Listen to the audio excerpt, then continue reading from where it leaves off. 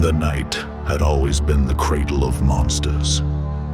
For centuries, beneath the shroud of the moon, the children of blood ruled in shadows. They fed upon the living, hunted without mercy, and built kingdoms of fear that pulse behind every locked door.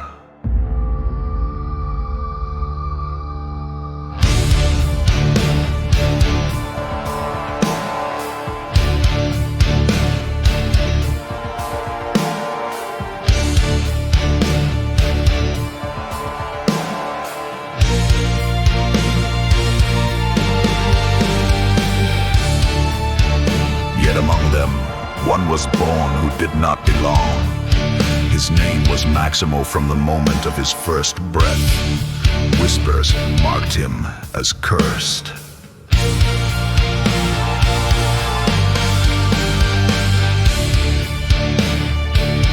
He was a child of vampires. His mother belonged to an ancient bloodline. His father was a warlord of the night. But when his fangs first broke through, no thirst followed. There was no fire for the trickling river that sustained his kin. Instead of hunger, there was silence. Instead of instinct, there was emptiness.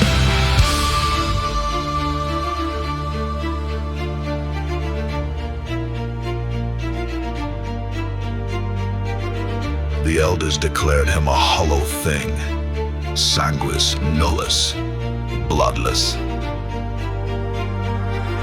Among his kind, such absence was unforgivable. To live without drinking was to defy nature itself. The coven spat upon him, fearing what he represented, a creature who carried their strength but not their chains. They cast him out, leaving him to wander the world above. Humans were no kinder. They saw his pale skin. They saw eyes that caught the moonlight like shards of glass.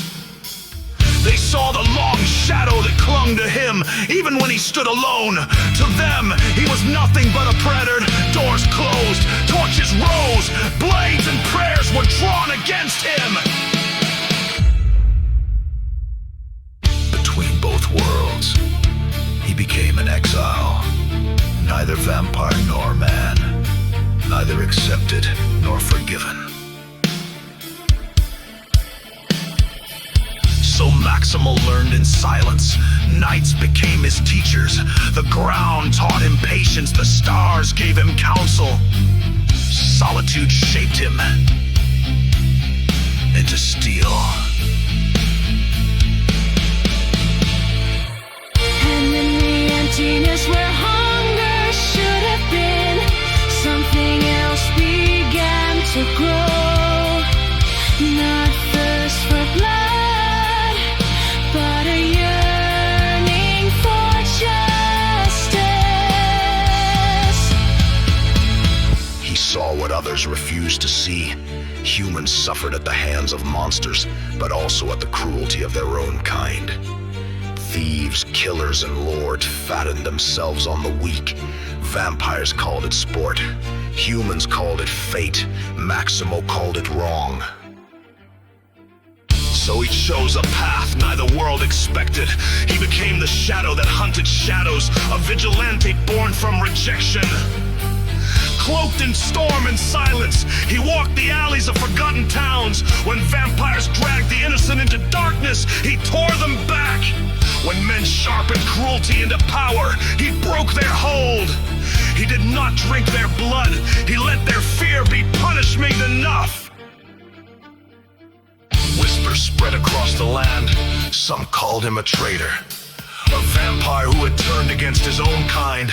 Others called him a phantom guardian, a savior hidden in the night. Children dreamed of him. Vampires cursed his name. Both sides agreed on one truth. Maximo was no ordinary creature. But justice does not go unanswered. The covens marked him for death. The hunters sharpened their stakes and vowed to pierce his heart. To the wicked, he was a threat. To the innocent, he was a myth. this night, the night that begins our story, Maximo stood upon the edge of a city drowning in secrets. The rooftops rose like jagged teeth beneath the waning moon. The air reeked of smoke and blood. Somewhere below, a scream had already been silenced.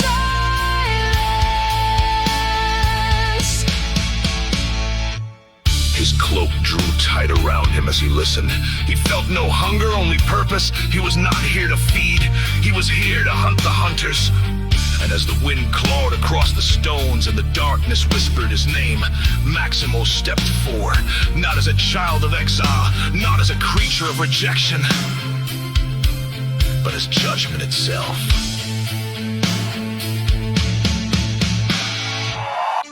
And in that moment, the night bowed to him.